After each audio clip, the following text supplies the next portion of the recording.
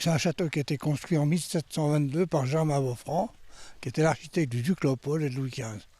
Boffrand, comme il construisait beaucoup de châteaux dans le secteur, il a construit ce petit château de Plaisance pour lui et sa famille. Ce château, c'est celui de Tuilières, entre Darney et Contrexéville, un monument mais aussi un cabinet de curiosités à découvrir à l'occasion de son 300e anniversaire cette année, le temps d'une visite avec Jean-Marc, le régisseur des lieux.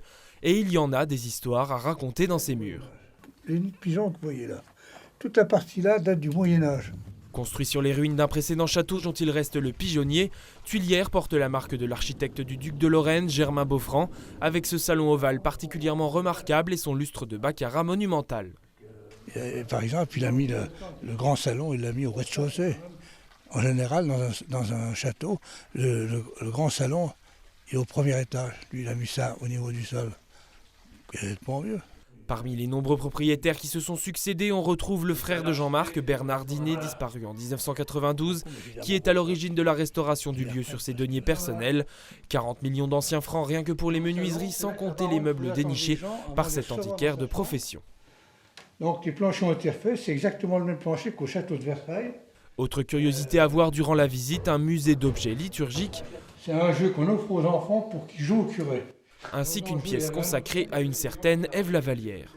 C'était une grande comédienne de la belle époque qui a eu énormément de succès, qui était aussi connue que Sarah Bernard et qui à un moment donné de sa vie a voulu faire la conversion, elle voulait être bonne sœur.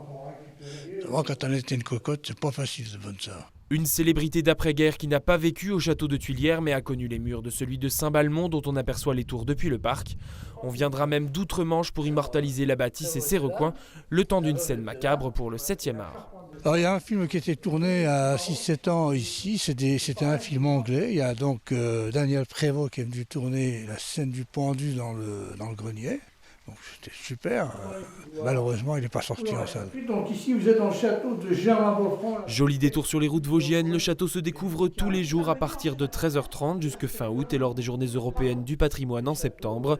Si une visite dure en moyenne 1h30, prévoyez tout de même un peu plus. Tout dépend des anecdotes du régisseur, intarissable sur le sujet.